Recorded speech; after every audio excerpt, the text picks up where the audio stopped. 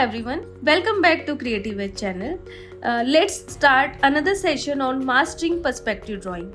Okay, so in today's session we will work on words view. And for words view, first of all we need to understand what is words view and what is 3-point perspective. Okay, so both are similar.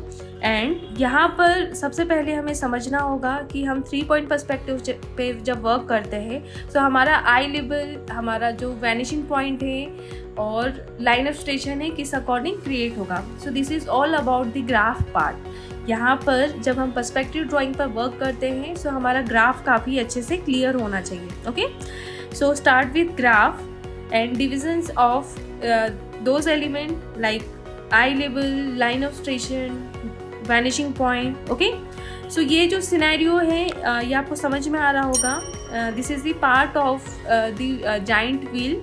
जो person है जो scenario देख रहा है वो कहीं ना कहीं जाइंट व्हील के टॉप पर बैठा हुआ है और पूरा जो सिनेरियो है मेले का, फेयर का, वो पूरा देख रहा है. ओके, दैट्स वाई ये जो सीन है ये वर्ड्स व्यू में गया है क्योंकि पर्सन जो है वो आइडल हाइट से काफ़ी हाइट पर है.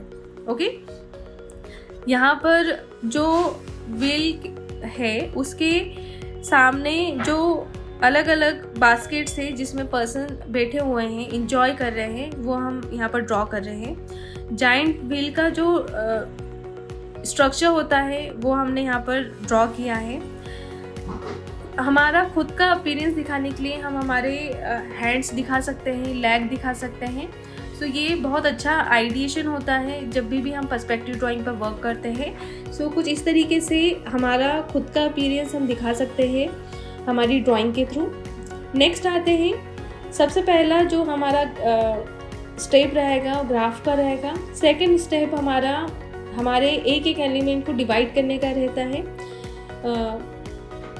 डिवाइडिंग के साथ साथ हमें हमारे जो एलिमेंट है उनको बेसिक फॉर्म्स की हेल्प से पहले क्रिएट करना है. डिटेलिंग वाला जो पार्ट होता है वो बाद में आता है. ओके, सो हमारा जो एक एक एलिमेंट है उसका प्लेसमेंट हमारे माइंड में क्लियर होना चाहिए. प्लानिंग जो है वो हमारे माइंड में क्लियर होना चाहिए. देन धीरे धीरे उसे अप्रोच करिए हमारी ड्राइंग के थ्रू.